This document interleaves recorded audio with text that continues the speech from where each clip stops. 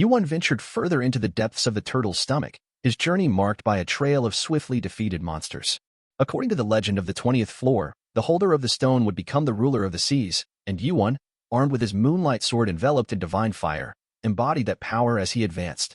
The turtle, now in possession of the sea stone, commanded the sea monsters at will, sending wave after wave of creatures after Yuan. Amidst his battles, Yuan stumbled upon a dark path leading deeper inside the turtle. The monsters, drawn by the allure of the divine sea stone, followed him, but their attention was soon captivated by its dominance. The sheer number of living beings Yuan encountered likened the turtle's stomach to a dungeon. As Yuan was pondering this, a sudden, sharp sound interrupted his thoughts. He swiftly turned to witness a surge of water flooding into the turtle's stomach, carrying several sea monsters in its wake.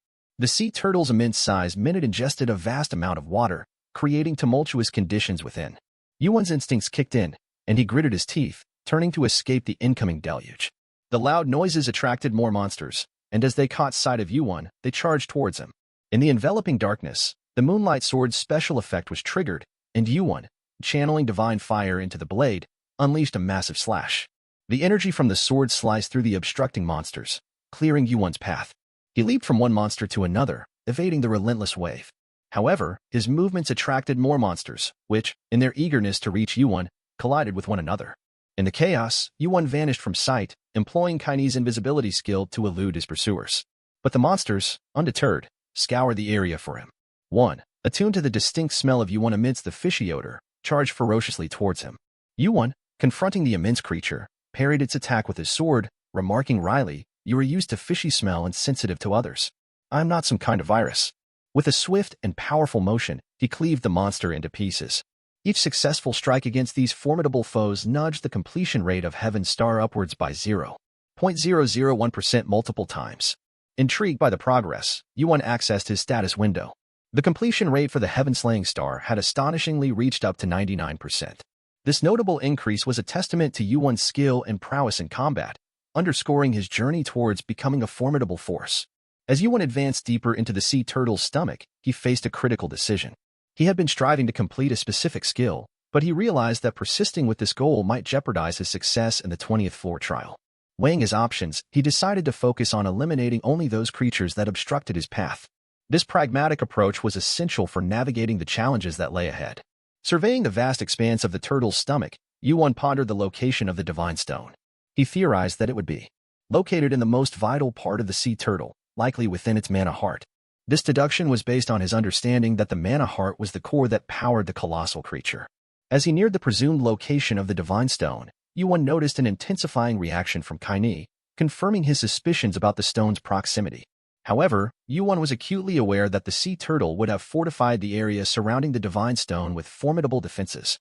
The potential number of monsters guarding it was unknown, but he was determined to reach his goal with minimal harm. "I don't know how many monsters there are, but I have to go as unscathed as possible," Yuan thought, strategizing his approach to the challenge that lay ahead. Realizing that his use of Cinder Eyes was diminishing his other senses, Yuan made a tactical decision to deactivate it.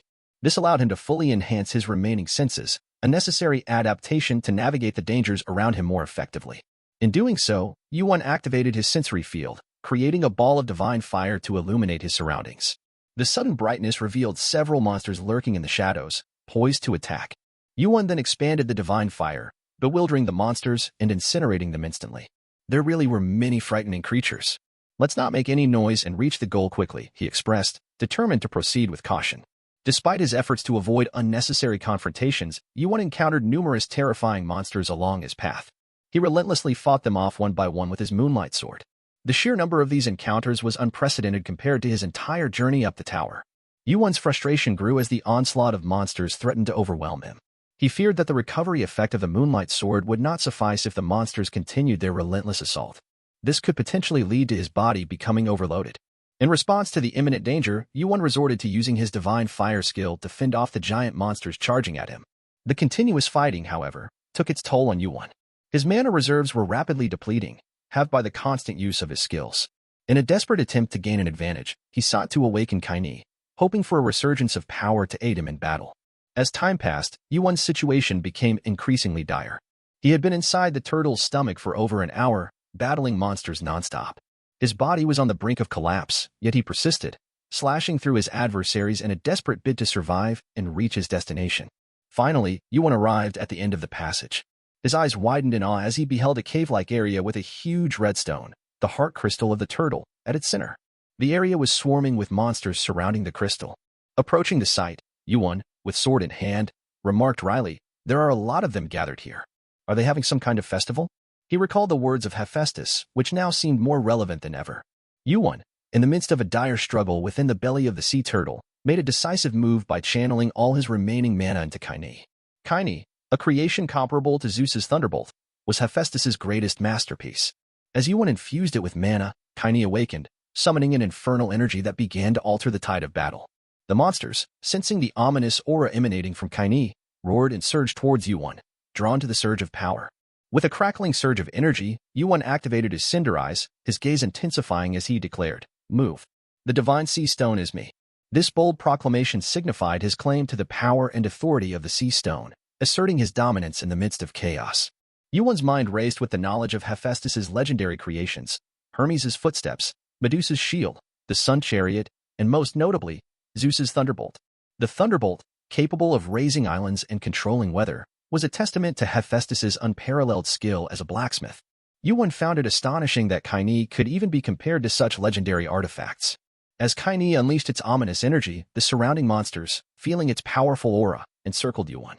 They shrieked, sensing the overwhelming power that Yuan now wielded. Yuan, amidst his contemplation, realized the true potential of Kaini. The adamantium used in its forging allowed for the full transmission of the powers of the dark divine crystal and divine sea crystal. The performance of Kaini could vary depending on its wielder, making it an incredibly versatile and powerful weapon. Yuan, his eyes blazing with a fiery aura, faced the encroaching monsters.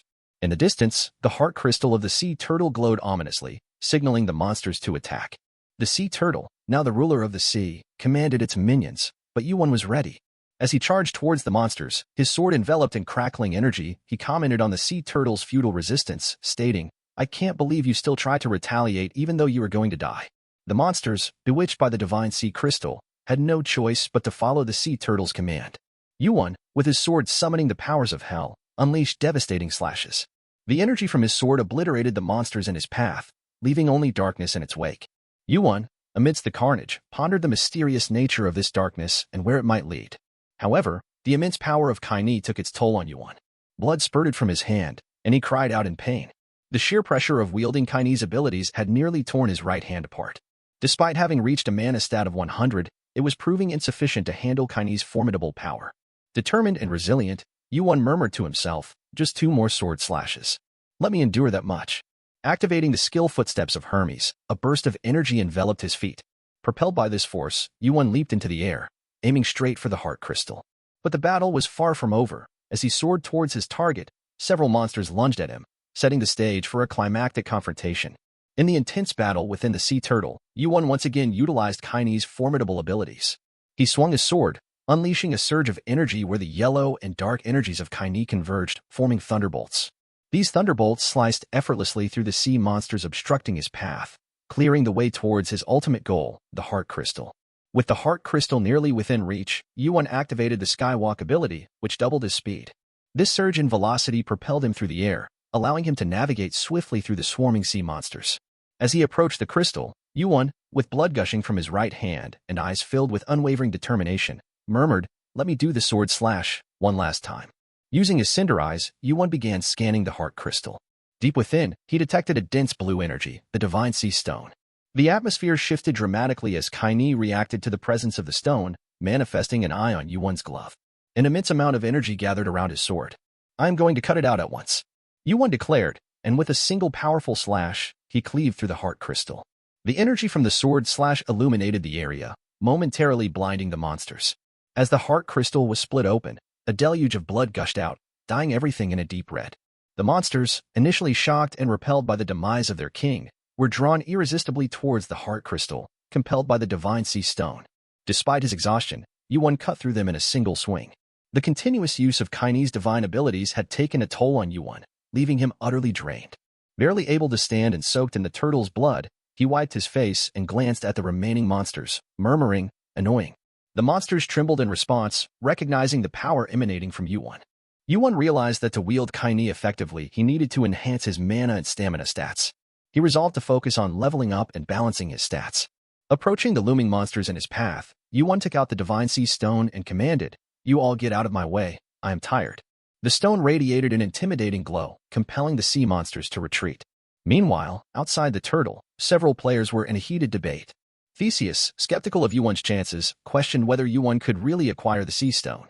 Surtar, with his massive sword, confidently asserted that Yuan would succeed, as foreseen by the elder.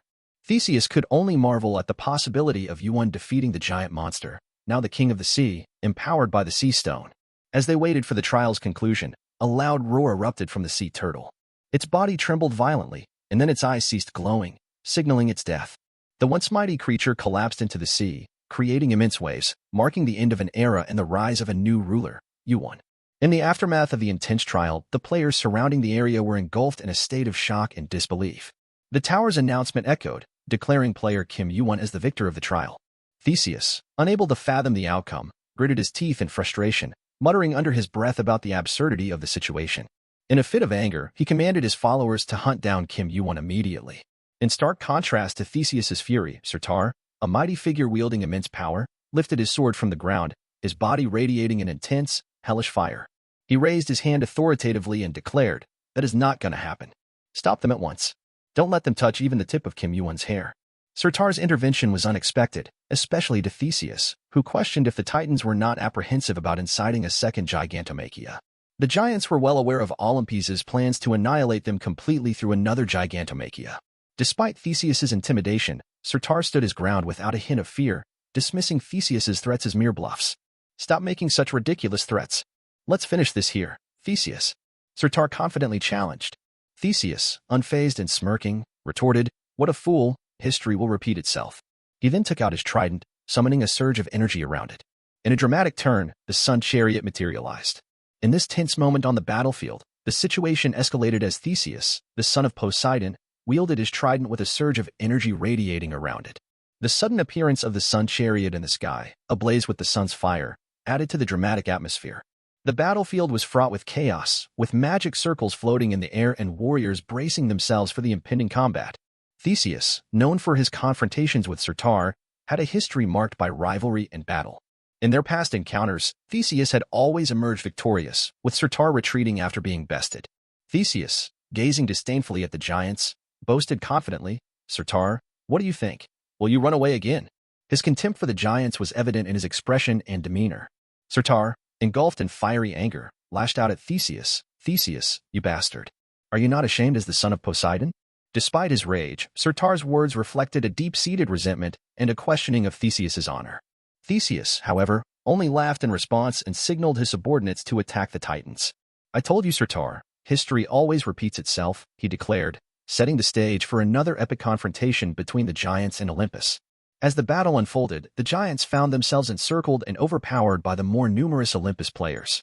Bloodshed and severe injuries marked the brutal combat, yet neither side yielded, determined to fight to the end. Despite the giants' resilience, Olympus gradually gained the upper hand. They strategically formed teams to counter the massive giants, demonstrating their superior numbers and coordination in battle. Amidst this tumultuous scene, Surtar stood silently, consumed by deep thought. He witnessed the relentless onslaught against his comrades with a growing sense of despair. The sight of his comrades bleeding and the fierce battle unfolding before him prompted Surtar to question if history was indeed doomed to repeat itself, a notion that Theseus had confidently proclaimed. However, just as the tide of battle seemed irreversible and Surtar's hope waned, a sudden, massive tremor shook the entire island. A loud bang echoed, drawing the attention of all the players in the area. Confusion and curiosity swept through the ranks as they searched for the source of the disturbance. In the distance, an enormous tsunami was seen raging across the sea, moving inexorably towards the trial island. The sight of the approaching disaster struck fear into the hearts of the players. As the tsunami drew closer, it became evident that it wasn't just a wave, but a massive horde of sea monsters advancing towards the island, forming a tsunami-like formation. Amid the sea of monstrous creatures, an intense glare could be seen, hinting at a formidable presence within their ranks. In a dramatic turn of events, as the monsters approached the shore, a colossal leviathan, a higher-class dragon-type monster, emerged from the sea. This unexpected arrival sent ripples of chaos among the players gathered on the island. Murmurs spread, identifying the creature as a named boss from the 20th floor. The surprise and confusion were palpable, with one player from Olympus questioning the unusual behavior of monsters flocking together, a phenomenon rarely seen. Theseus, observing the unfolding chaos, stood in silent contemplation. The realization dawned upon him, the legend stating, "The one who finds the sea stone will become the sea god," was manifesting before his eyes. He understood why Poseidon had been fervently searching for the sea stone for over a millennium. The legend was not merely a tale but a reality that was now unfolding. As the monsters reached the shore, crashing against the island's rugged rocks, a figure descended onto the scene. It was YuWon, exhausted from his recent ordeal and triumph. In his hand, he tightly held the divine sea crystal, its powerful aura still emanating from his grasp. Upon seeing the divine stone, Theseus's demeanor shifted dramatically, his forehead veins bulging with anger. Gritting his teeth, he couldn't contain his fury as he yelled at Yuan, demanding the divine god's stone. Theseus then charged towards Yuan, his trident slicing through the waves. Yuan, unfazed by Theseus's aggression, held the divine sea stone firmly. With its power, he could command the sea at will. As Theseus approached, gathering water at his trident's tip into a condensed ball, he launched it towards Yuan. The water projectile, swift as a bullet, was effortlessly deflected by Yuan, utilizing the divine stone's power. Yuan taunted Theseus, provoking him by comparing him to a helpless fish without water. Theseus, landing on the ground, was infuriated by Yuan's mockery. He sensed an unknown power interfering with his water manipulation, realizing it must be the overwhelming force of the sea god's stone nullifying his abilities. His anger intensified, and he felt the penalty from the tower manifesting on his body. Yuan, observing Theseus's reaction, saw an opportunity. He activated his cinder eyes, enhancing his senses to predict Theseus's movements. In a rapid confrontation, Theseus closed in on Yuan with his trident. Yuan, with swift agility, dodged the strike and counterattacked with a powerful punch. Their clash sent waves of blue energy surging, shattering the ground around them. Despite the intensity of the battle, Theseus remained steadfast. He charged again at Yuan, who drew his moonlight sword in response. The ensuing clash of their weapons generated immense energy, with the sounds of their battle echoing across the battlefield. Yuan, already drained from his fight with the sea turtle, knew he couldn't afford to be overpowered by Theseus. He gritted his teeth, determined to withstand the onslaught. As Theseus struck again with his trident, Yuan managed to block it with his sword. At this critical juncture in their battle, Theseus was fueled by the memory of his father's words. His determination to win and gain his father's recognition was evident in his eyes, which flashed with resolve despite the blood gushing from his mouth, a consequence of the tower's penalty. Gritting his teeth, he prepared to seize victory at any cost. Suddenly, his trident, previously dormant, awakened with newfound vigor. Theseus skillfully parried Yuan's sword and smashed it into the ground with such force that the earth beneath them shattered. Yuan, recognizing the imminent danger, quickly activated Hermes' steps and retreated several meters to safety. On the other side, Theseus, despite being a high-ranking player, was pushing his power beyond the permitted limits, resulting in an increasing penalty that weighed heavily upon him. Yuan, having retreated, collapsed to his knees, bloodied and exhausted. He wiped the blood from his face and spat out another mouthful. He was aware of Theseus's weakness but needed to remain vigilant to capitalize on any opportunity that might arise. Theseus, gripping his trident tightly and pointing it at Yuan, declared his intent to destroy both Yuan and the giants, proclaiming Yuan had chosen the wrong opponent. The tension in the air thickened following Theseus's words. Yuan, pondering his chances, questioned if he could turn the tide in his favor by fully harnessing Chinese power. Facing Theseus, he held his sword ready, stating his resolve to end the fight quickly and continue his quest to level up. As the two warriors engaged, their weapons clashed fiercely, echoing the intense battle raging around them between the Titans and Olympus players. Neither side showed any signs of backing down. Dust enveloped the area, obscuring the view, with only the sounds of metal striking metal resonating through the air. They exchanged several blows in rapid succession. Each of Theseus's strikes, aimed at Yuan, was skillfully blocked by the sword. The penalty continued to accumulate on Theseus, while Yuan fought on, despite his exhaustion. Blood flowed from both warriors, with Theseus glaring fiercely at Yuan. In a moment of opportunity, Theseus managed to deflect Yuan's sword, creating an opening. He swiftly advanced with his trident, but Yuan, with a flicker in his eyes, activated Hermes' steps and evaded the strike. Theseus, frustrated by his inability to land a hit on Yuan, realized that Yuan was anticipating his movements. The change in Yuan's eyes, now a deep red, seemed to have enhanced his ability to predict Theseus's actions. Meanwhile, Yuan, battered and weary, reactivated his cinder eyes and sensory zone. The interference from the divine sea stone hindered Theseus's use of water attributes. Despite a decrease in his power, Theseus remained formidable, backed by his lineage as the son of Poseidon and the inherent power gap between them. Suddenly, the island trembled, and waves rose high above the sea. In the distance, a tsunami of monsters advanced toward the island, adding another layer of threat to the already chaotic battlefield. Observing Yuan lost in thought, Theseus taunted him, questioning if Yuan realized the vast gap in their powers. Yuan, with a smirk on his face, retorted to Theseus, "Nonsense, what about you? Are you not in a hurry because of the sea monsters?" Theseus, already seething with anger, was about to charge once more when suddenly he felt a hand on his shoulder. Angrily swatting the hand away, Theseus barked, "What? Don't get in my way." But the person, undeterred, urged Theseus to retreat immediately, citing the increasingly perilous situation. Before Theseus could react, Surtar's sword swung down, decapitating the man, his head falling to the ground as blood splattered. Enraged, Surtar continued his onslaught, mercilessly attacking the players of Olympus. Amidst the chaos, Surtar rallied his forces, urging them to fight with renewed vigor. "Push harder. Don't leave even one bastard alive. You can use the enemy's legs as a prize," he shouted. The person who had cautioned Theseus once again advised a retreat, emphasizing the impossible odds against the overwhelming number of sea monsters. Theseus, engulfed in deep thought and shaking with anger, fixated his gaze on Yuan, who held the sea stone. Frustrated and conflicted, he thought, "Are you telling me to run away, when what I desire is already in front of me?"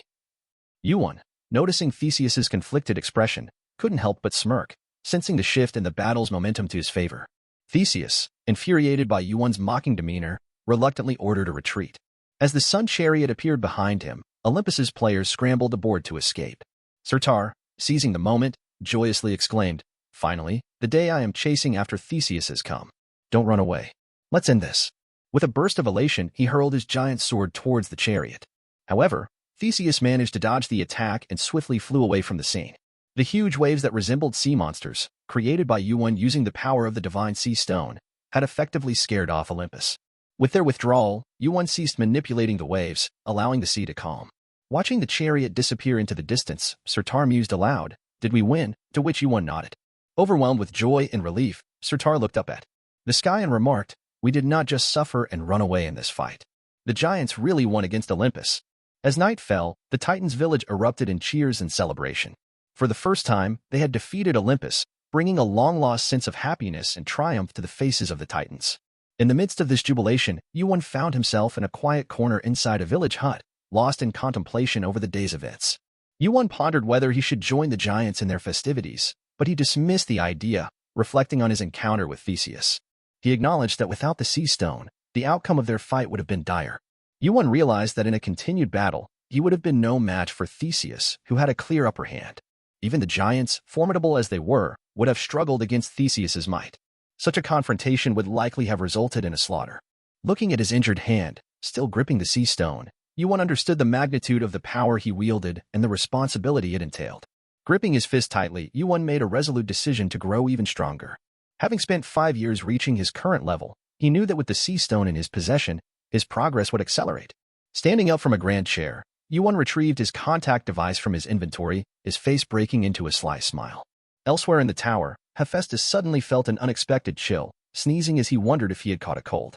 At that moment, his player kit vibrated. Curious about who might be contacting him so late, he checked the message and saw it was from Yuan. Realizing the significance, Hephaestus braced himself for what he knew would be a significant development. After resting in the Titans' village, Yuan decided to visit Hephaestus on the lower floors. Presenting the sea stone, he left Hephaestus astonished. Hephaestus couldn't comprehend how Yuan consistently managed to acquire such rare items. He questioned Yuan about the origin of the stone, especially given that Poseidon had been searching for it for over a millennium. Yuan, with a cocky smirk, attributed his success to luck. Hephaestus, seeing Yuan's audacious demeanor, couldn't help but express his frustration loudly. Nevertheless, he congratulated Yuan, noting that Theseus's actions meant Olympus would likely leave him alone for some time. Yuan simply snickered in response. As Hephaestus processed the information, he was struck by Yuan's ability to consistently turn situations to his advantage. He speculated that Yuan must have some inside information about Olympus. Despite resting for a day, Yuan still felt exhausted from his previous battles.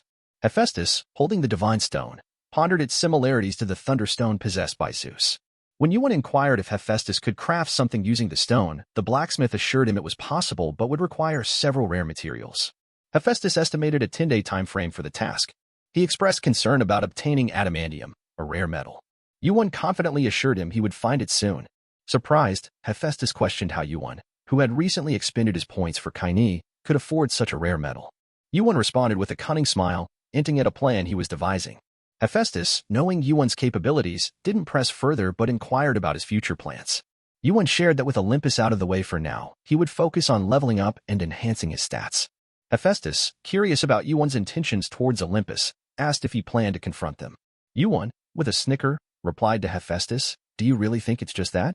His response elicited a look of surprise and concern in Hephaestus's eyes. The god questioned whether Yuan planned to stir up trouble once again. Yuan, choosing not to respond to Hephaestus's inquiry, simply bid his farewells and turned to leave the smithy. As he walked through the town, Yuan's mind was a whirlwind of thoughts.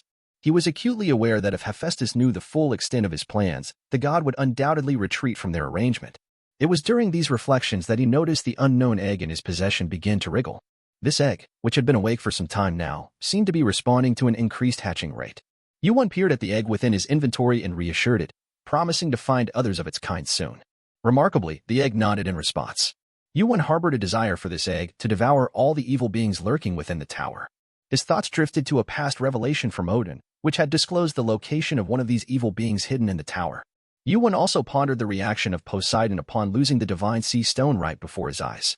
He understood the necessity of waiting for the relationship between Zeus and Poseidon, two high rankers of Olympus, to deteriorate further, a situation Hercules had detailed in Yuan's past life.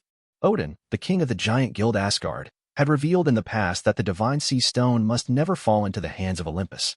He warned Yuan that acquiring it would attract severe consequences and make him a target of Olympus. During their conversation, Hercules had interjected to offer further insight. He assured Yuan that under Zeus's watchful eye, a player of lower rank would be incapacitated upon taking the divine sea stone.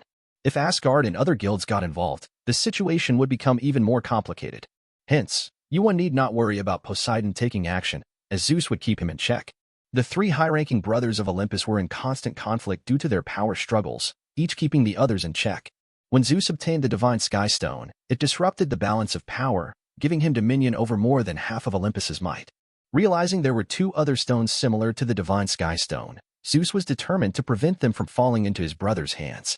Hercules, after explaining the internal conflicts of Olympus, advised Yuan to be ready to face Olympus's wrath if he were to obtain the sea stone. The plan was to make Zeus and Poseidon destroy each other.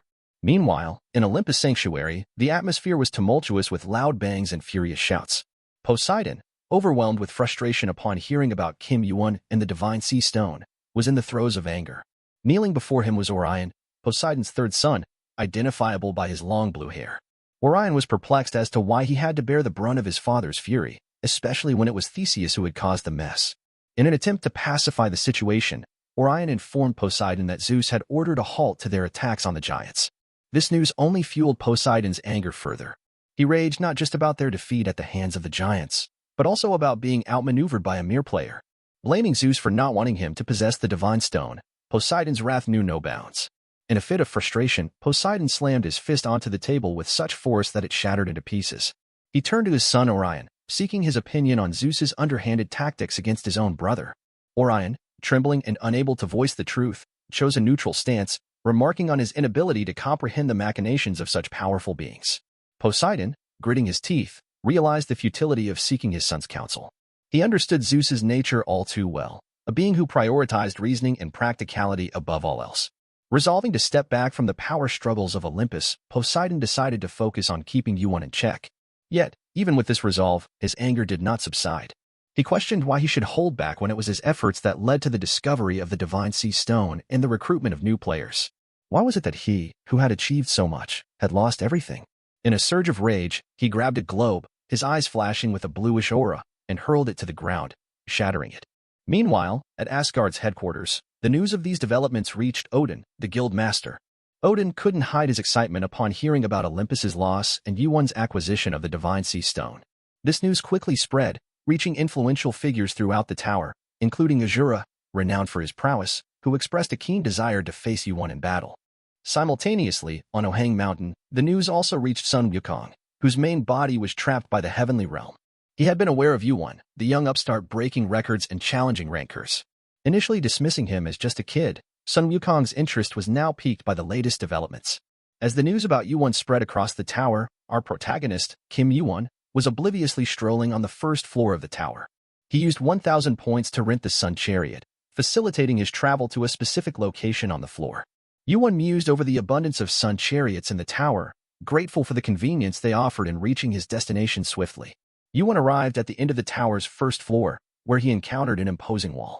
He knew of its reputation as an unbreakable barrier, yet also knew that it had been destroyed during a past invasion by evil beings. Activating his cinder eyes, Yuan searched for a particular spot and withdrew Tosca's sword from his inventory, a prize he had earned by defeating Yamado no Orochi during the first floor's trial. With the sword in hand, Yuan sensed a peculiar energy emanating from a distance. This energy seemed to resonate with the fragmented sword. Observing this, Yuan acknowledged the accuracy of Odin's intelligence. This energy was leading him to a dungeon on the first floor, one far more challenging than expected. It was the dungeon of Susanoo, one of the three precious children, a top high ranker ranked 57th in the tower's history. Before Yuan's regression, this dungeon had remained undiscovered for hundreds of years. The one who had previously discovered this dungeon was able to complete Tosca's sword, a relic of Susanoo. The relics of Susanoo, akin to comrades, are drawn to each other, and Yuan decided to acquire these relics for himself in this timeline. Approaching the source of the reddish energy, Tosca's sword began to vibrate increasingly. Without hesitation, Yuan thrust the sword into the ground. This action led Yuan to uncover the hidden dungeon, the relic of Susanoo. As the tower commenced its assessment of Yuan's eligibility to enter the dungeon, a large tower materialized before him. After a brief period, the tower completed its validation process and notified Yuan that he was permitted to enter. To acquire the relics of Susanoo, Yuan knew he had to raid this mini-tower. He turned to gauge the tower's height, but his attention was swiftly diverted by the sound of approaching footsteps. Turning around, Yuan observed several vampire hyenas, formidable monsters typically found on the 40th floor or higher, encircling him. His eyes glaring, Yuan activated his cinder eyes and drew the moonlight sword, proceeding to slay the hyenas one by one. Despite his efforts in defeating numerous hyenas, the progress of the heaven-slaying star scarcely increased. Determined to end the skirmish, Yuan impaled the final hyena on the stomach, grasped its skin, and hurled it, colliding with the last one. With the defeat of all the hyenas, Yuan was able to approach the entrance of the mini-tower. His completion of the heaven-slaying star increased by a mere 0.003%, reaching 99.5%. He recalled how subjugating the sea turtle had boosted it by a significant 0.5%. Yuan's perception stat had improved thanks to acquiring the sensory field skill. Contemplating his stats and skills, he pushed open the tower's door, which led to an alleyway opening into a large hall radiating ominous dark energy. Upon entering, the door closed behind him, leaving him with the task of clearing 100 floors to exit the dungeon. Yuan speculated whether this was a maze-type miniature tower. He knew of Susanoo from his past life. Most stories about him were unfavorable, but all acknowledged his strength. While lost in thought, Yuan detected movement beside him. Unexpectedly, his inventory opened on its own, and Tosca's sword emerged, surrounded by a peculiar energy. Yuan watched intently as the energy coalesced into a small mascot. The mascot's eyes flashed with awareness as it questioned its surroundings and its own existence, realizing it had perished. Upon seeing Yuan, the mascot inquired about his identity and whether he was the wielder of Tosca's sword. Yuan responded affirmatively, sensing an intense killing intent emanating from the mascot. He quickly understood that this being was connected to Susanoo. Before the mascot could introduce itself, Yuan took the initiative, stating, "You are Susanoo, one of the three precious children, a master swordsman and necromancer, also known as the Tower Murderer, ranked 57th. Susanoo, upon hearing Yuan's accurate description, was visibly astounded. Yuan elaborated further, revealing that Susanoo had met his end in a battle against Yamado no Orochi. At the mention of this, Susanoo's eyes blazed with a fierce light, and the atmosphere around them shifted palpably.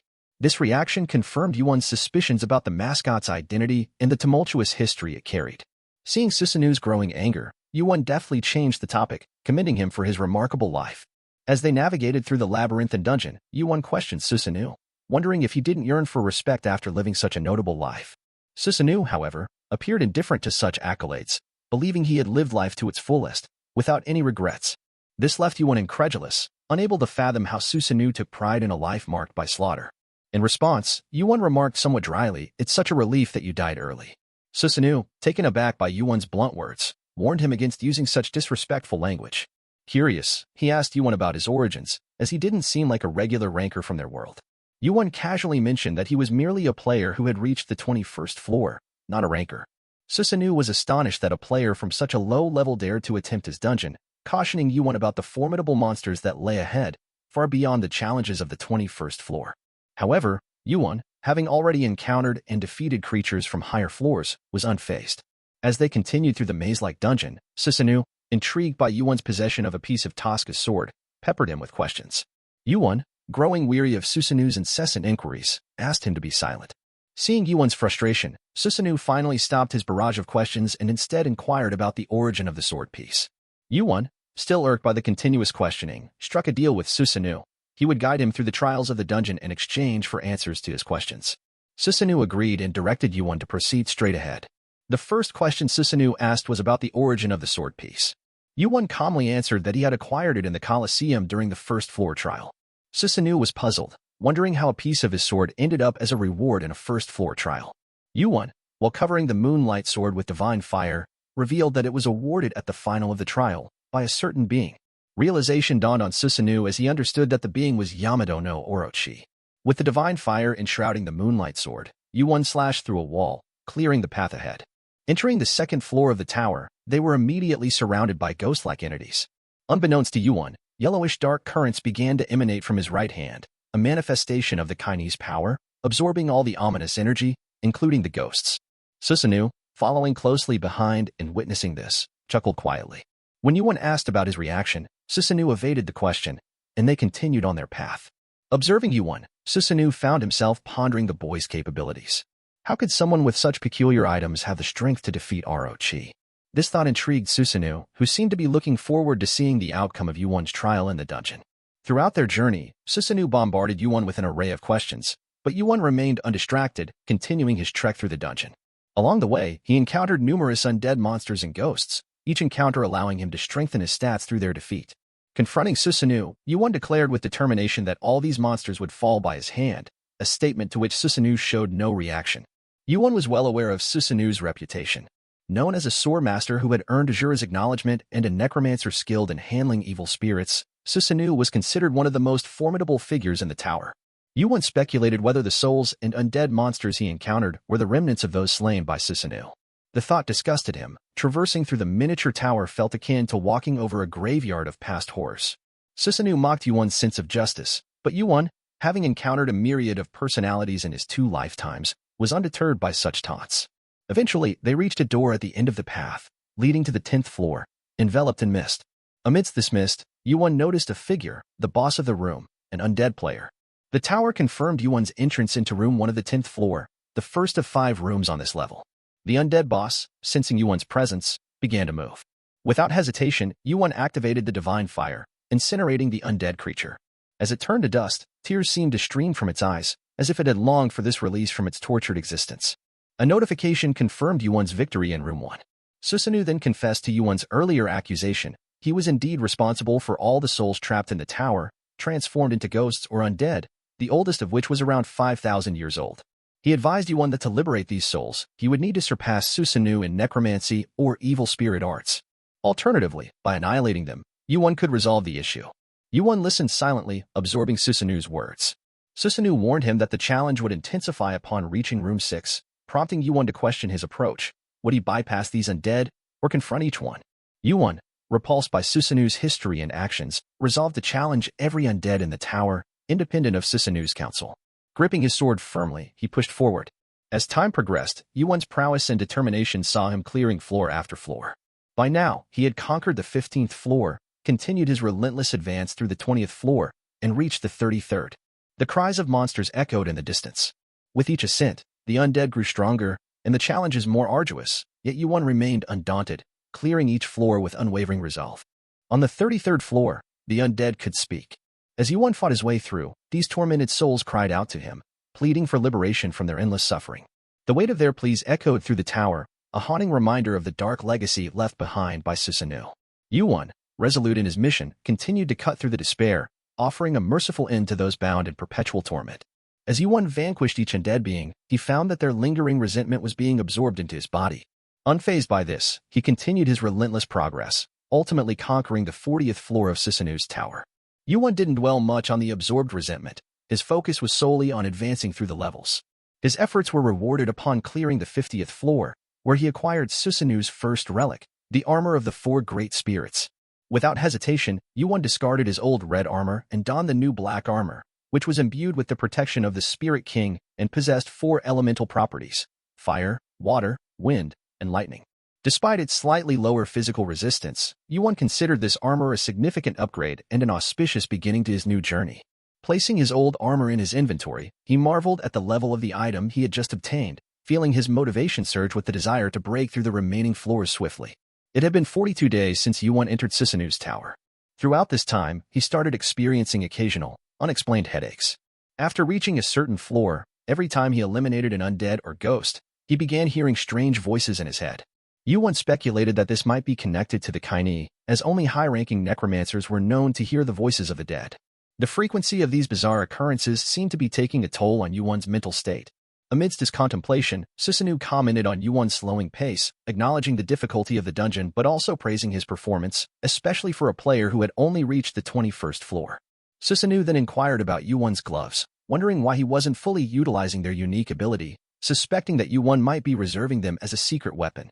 Exhausted and frustrated by Susanoo's incessant talking, Yuan, with darkened eyes, responded in confusion, revealing his lack of knowledge about the glove's abilities. Susanoo, realizing Yuan was unaware of the full potential of the strange gloves, cryptically remarked, "You and I are the same. Why aren't you using it?" Confounded, Yuan asked how he was supposed to use them properly, to which Susanoo frustratingly pretended ignorance. Yuan's mock response only infuriated Susanoo further. Yuan lamented his lack of information about the Kaini's abilities, considering that Hades, who used it in his past life, was one of the most secretive among the 3 high rankers of Olympus. He pondered the possibility of the Kaini possessing abilities beyond mana amplification, thankful for the snippets of useful information gleaned from Susanoo's ramblings. Although Yuan had grown stronger since first entering the mini-tower, Susanoo still doubted his ability to conquer it entirely. Dismissing Susanoo's continued chatter, Yuan made his way up the stairs, reaching a massive door at the end of the passageway. Upon pushing open the door, Yuan found himself on the 60th floor of the mini-tower. The room was enveloped in mist, and initially, Yuan couldn't spot anyone.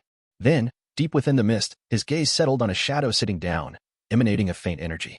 As the shadow became aware of Yuan, its eyes lit up with an intense blue aura, signifying the beginning of yet another challenging encounter. In the midst of this intense battle, a surge of energy enveloped the area, exerting immense pressure on Yuan. With his sword raised, he managed to defend himself against this onslaught.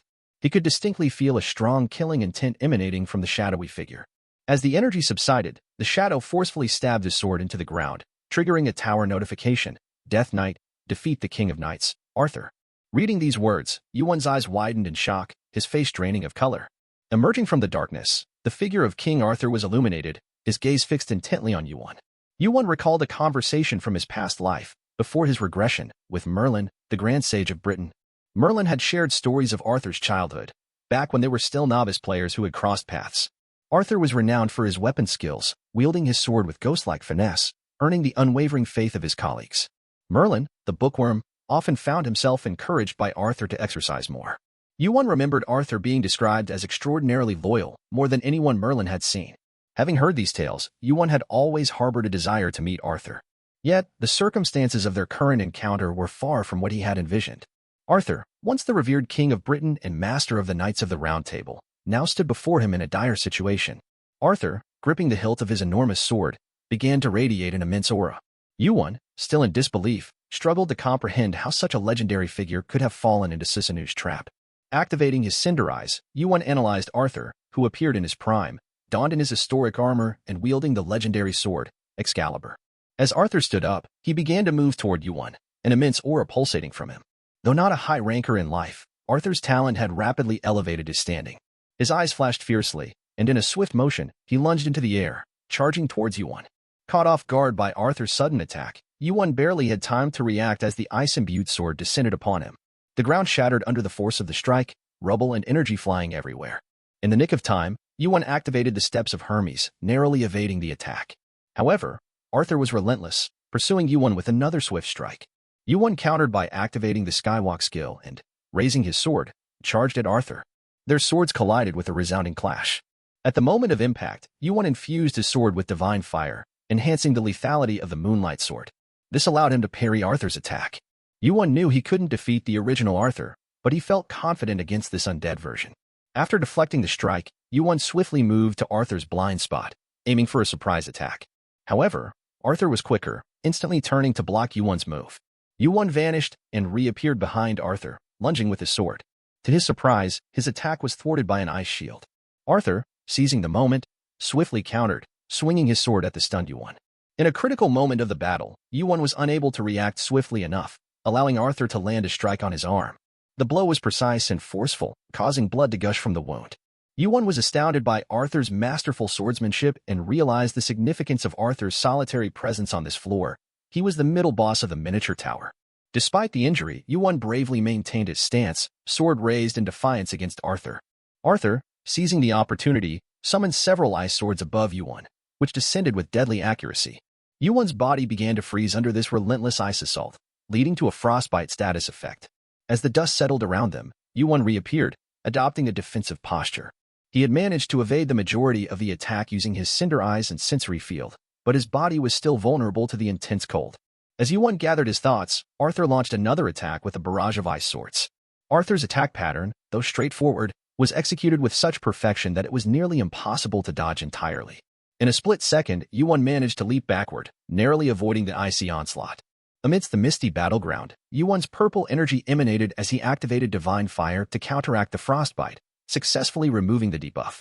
Arthur, observing his strategy failing to subdue Yuan, leaped into the air, charging once more. Yuan felt a surge of power coursing through his body as the strength of a giant flowed into his arm, converting his stamina stats into strength. However, due to his depleted stamina, only partial gigantification was possible. Gritting his teeth against the influx of power, Yuan swung his moonlight sword at Arthur. The strike was powerful but was halted by Arthur's armor. Undeterred, Yuan gathered all his strength and, in a fierce move, managed to sever Arthur's right arm, which wielded the sword. As the severed arm flew through the air, Yuan wasted no time and swiftly closed the gap again. He quickly enveloped his sword with Divine Fire and struck Arthur a second time. The impact sent rubbles flying, shrouding the area in dust. When the dust cleared, Arthur, engulfed in Divine Fire, lay defeated on the ground, with Yuan standing victoriously beside him.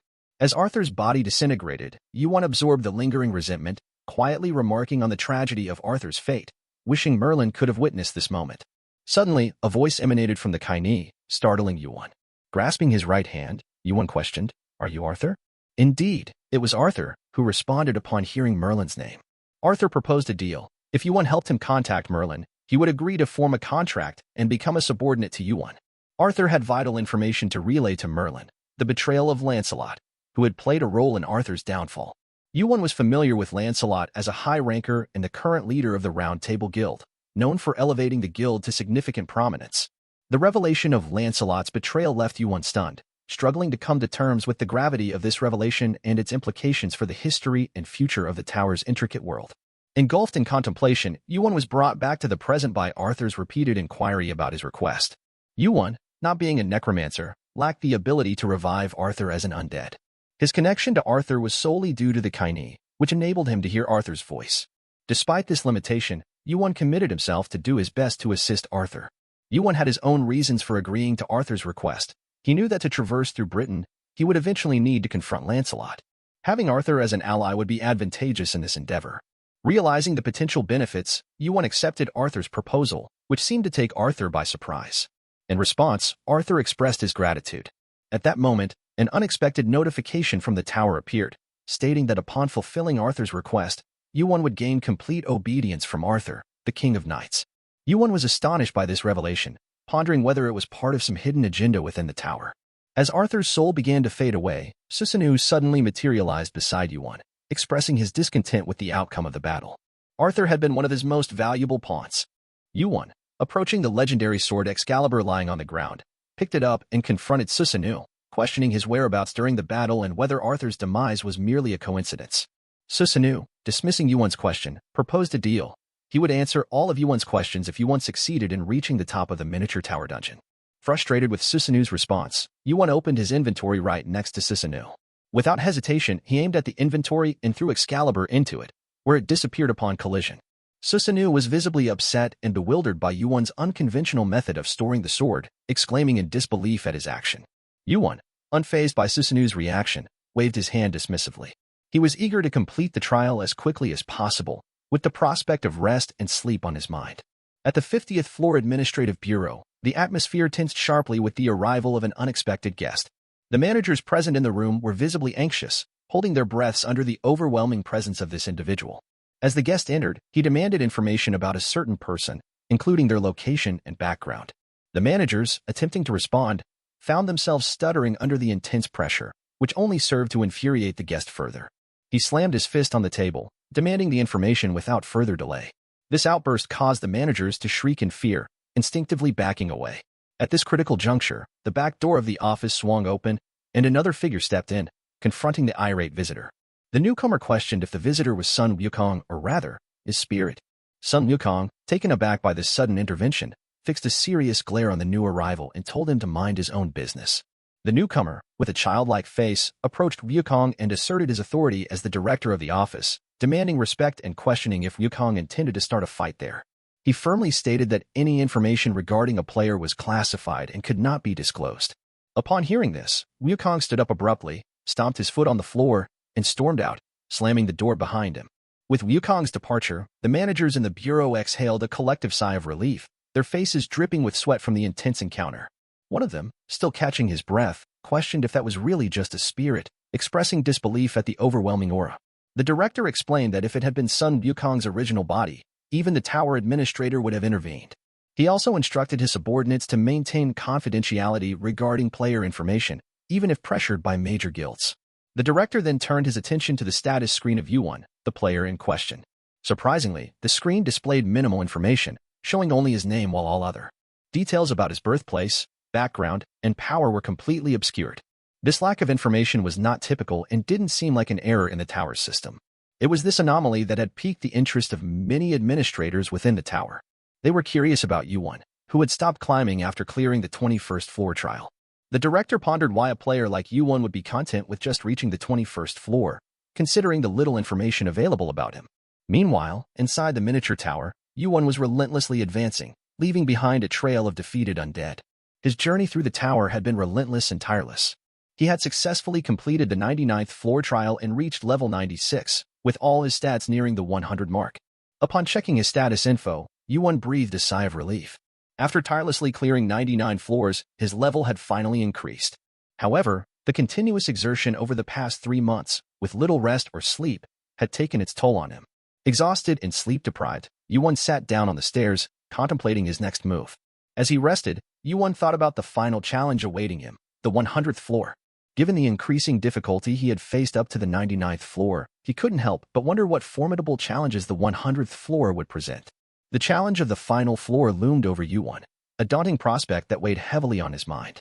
Amidst his contemplation, Susanoo's mascot appeared, breaking his focus with its questioning. It seemed curious about YuWon's thoughts on the last floor. YuWon, however, was more concerned with progressing than with idle chatter. He slowly rose from his position on the stairs, mentally preparing himself for what lay ahead. Since YuWon's arrival in the miniature tower, Susanoo had underestimated him. However, YuWon's display of exceptional abilities like Cinder Eyes, Gigantification, and Sacred Fire led Susanoo to reconsider his initial assessment. Perhaps YuWon was more than he seemed, possibly even a ranker. Climbing the stairs towards the final trial room, YuWon was confronted by Susanoo's question about his ranker status. In a response shrouded in mystery, he replied, "I am not a ranker right now," fueling Susanoo's curiosity and bewilderment. As YuWon reached the imposing door of the final floor, Susanoo's mascot vanished just as he was about to inquire further. The system then alerted YuWon that he had entered the last floor. Success here meant acquiring Susanoo's relics. The room was enveloped in darkness, and YuWon noted that Susanoo's spirit had disappeared. Suddenly, he heard a voice. It was Arthur's spirit, accusingly pointing out the one who had killed him. The revelation startled YuWon.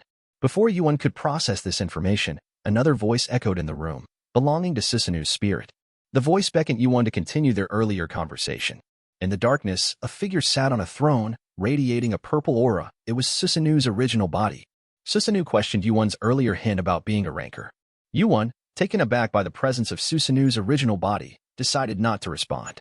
He had never imagined encountering Susanoo himself as the dungeon boss. Analyzing Susanoo with his Cinder Eyes, YuWon proposed a bet. The winner would have the right to ask the loser one question, any question. Drawing his moonlight sword, he taunted Susanoo, questioning his confidence. Susanoo, unable to resist the challenge, accepted the bet, laughing boisterously. The tower's system formalized their wager, committing to enforcing the rule of the winner's question being answered. The room, vast and imposing, set the stage for their confrontation. Susanoo stood from his throne, striding towards YuWon.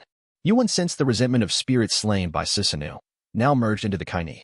He realized the true purpose of Susanoo's dungeon, to pass on his legacy and bind himself to it even after death through the tower system.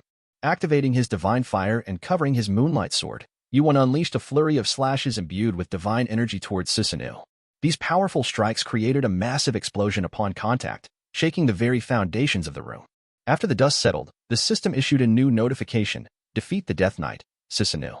Susanoo was revealed to be a war maniac, seeking endless battles against strong opponents even beyond death.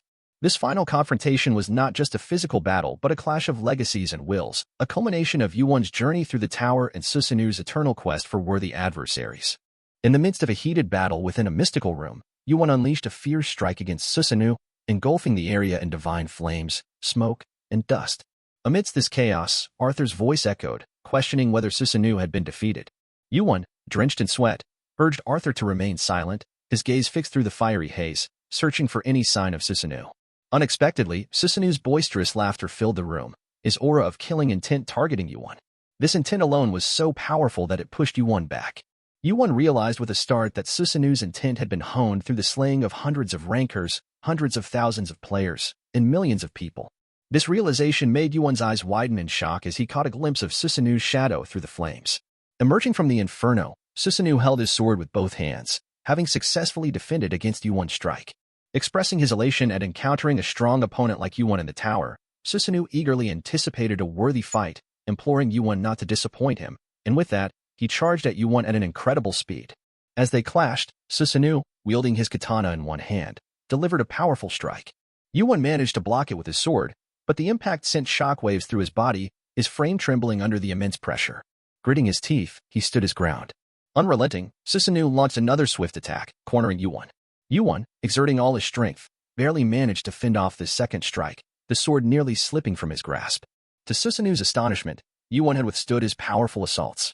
Meanwhile, Yuan, his teeth clenched in determination, activated his Cinder Eye's ability to foresee attacks and enhanced his sensory field. He realized the frightening extent of Susanoo's strength. Even in his diminished form, he was formidable. Yuan knew that any lapse in concentration could spell his defeat. The battle intensified, with both combatants exchanging rapid blows. Yuan, summoning his full power, parried and blocked Susanoo's relentless attacks. As the fight wore on, it seemed increasingly unfavorable for Yuan. Nature's energy began to flow into his arms, bulking them up with the power of a giant. Harnessing this strength, Yuan unleashed a mighty sword strike towards Susanoo. The collision of their energies created a thunderous noise, with sword energy scattering in all directions. Yuan, facing the brunt of this powerful exchange, shielded his face from the sword energies. In that moment, Susanoo's hand, radiating ominous energy, reached out and grabbed Yuan's shoulder. His eyes glinted with a mix of happiness and surprise at finally seizing Yuan after such a prolonged clash. In response, Yuan raised his left hand, gripping Susanoo's shoulder and releasing divine fire in an attempt to incinerate him. However, Susanoo quickly retreated, leaving a trail of divine fire in his wake. The gap in strength, mana, agility, and every other stat between Yuan and Susanoo was starkly apparent. Even Yuan's divine flame seemed ineffective against Susanoo, highlighting the immense challenge Yuan faced in this epic confrontation. In the heat of their intense battle, Susanoo, despite retreating, found his shoulder engulfed in divine fire set by Yuan. This fire repulsed him, yet he couldn't help but feel a sense of exhilaration as the fight took a more challenging turn. Amidst the chaos, Susanoo's thoughts drifted to a past encounter. He remembered a mysterious visitor who had once approached him with a request to kill Arthur. Susanoo, curious and defiant, demanded to know the stranger's identity and the reason for such a request. The visitor, shrouded in a peculiar energy and keeping his identity hidden, piqued Susanoo's interest by focusing on what Susanoo truly desired.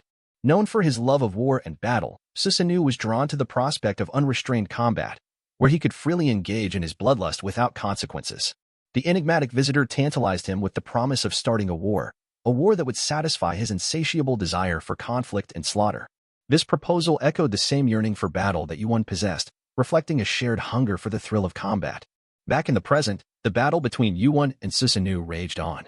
Susanoo, relentless in his aggression, launched another powerful attack, pushing Yuan back. During this intense moment, Yuan noticed an unusual energy radiating from Kaini. As he glanced at his right hand, Susanoo seized the opportunity to strike again. Charging at Yuan, he taunted him for his distraction. Susanoo then leaped into the air, positioning himself directly above Yuan, and unleashed a barrage of sword slashes from midair. Yuan, reacting with incredible agility, managed to dodge and parry each incoming strike. He knew the grave danger of Susanoo's blade. A single cut would result in unstoppable bleeding. Despite the ongoing and grueling battle, Yuan found himself unable to launch a counterattack. Susanoo, growing impatient with the one-sided nature of the fight, declared his intention to end it, bored by Yuan's lack of offensive action. As Susanoo's sword once again came crashing down, Yuan narrowly blocked the strike with his moonlight sword. However, the force of the impact was so great that his sword nearly slipped from his grasp. In the brief moment following, Susanoo, capitalizing on Yuan's imbalance, struck again. Yuan, already off balance from the previous attack, had to duck and retreat to avoid being hit. Without hesitation, Susanoo pressed on, his katana raised for another attack. At that critical juncture, a small black electric current enveloped Susanoo's body, culminating in a massive explosion that shook the very foundations of their battleground. The explosion sent rubble and dust spiraling into the air, obscuring the scene in a thick cloud. As the dust began to settle, Susanoo, standing amidst the destruction, commented on Yuan's use of his powers. He was referring to Kaini, which had just awakened due to the immense pressure exerted by Susanoo, the tower's most brutal killer. Kaini, a powerful artifact in Yuan's possession, had remained somewhat dormant until this point. The intense nature of the battle, combined with Susanoo's formidable strength, had triggered a response from Kaini, awakening its latent abilities. On Yuan's right hand, a transformation was taking place. An eye began to open on the surface of his glove, a mysterious and powerful phenomenon accompanied by the crackling of black lightning. Yuan, breathing heavily, felt the toll of his journey. He had been tirelessly climbing through the challenging levels of the miniature tower dungeon, and now, facing the formidable Susanoo, he was pushed to his limits. The fatigue was evident, yet his resolve remained unbroken. Yuan, though not a necromancer by nature, discovered a unique ability in Kaini. The artifact was absorbing the souls of the undead, and Yuan could hear their eerie whispers. This unexpected ability sparked a sense of wonder in him, as well as a growing curiosity about the true extent of Kaini's powers. Susanoo's words had only served to deepen this intrigue. In a moment of revelation, Yuan pondered the nature of powerful artifacts. He considered the Sea Stone, known for its dominion over the seas, and the Heavenly Stone, with its control over the heavens. This line of thought led him to a crucial realization about the Dark Stone. If these stones had such specific and potent abilities, then the Dark Stone, too, must have a unique and formidable power of its own. As this understanding dawned on him, a dramatic change occurred. Yuan's body began to emit a yellowish aura, growing in intensity and enveloping him in a radiant light. This was the awakening of Kaini, a surge of energy so powerful that it forced even Susanoo to take a step back. Overwhelmed by the intensity of this newfound power, Susanoo could not maintain his aggressive stance and had to retreat. With the awakening of Kaini, a system notification appeared, confirming the significant development. Kaini had opened its eyes. The eye on Yuan's right hand, now fully awakened, heralded the summoning of a unique and formidable ability, the summoning of Hell, a power that epitomized the essence of Kaini. Amidst this transformation, huge crackles of black lightning began to swirl around Yuan's right arm. This display of power was not just visually striking but also a testament to the immense energy that Kaini wielded. Yuan, feeling the raw power coursing through him, finally regained his composure. He stood firm, a figure of newfound strength and determination, and commanded Kaini to obey his will. This moment marked a significant turn in the battle. Yuan, once struggling under the might of Susanoo, was now empowered by the awakening of Kaini. With this shift in dynamics, Yuan was no longer just a challenger in the tower, he had become a force to be reckoned with.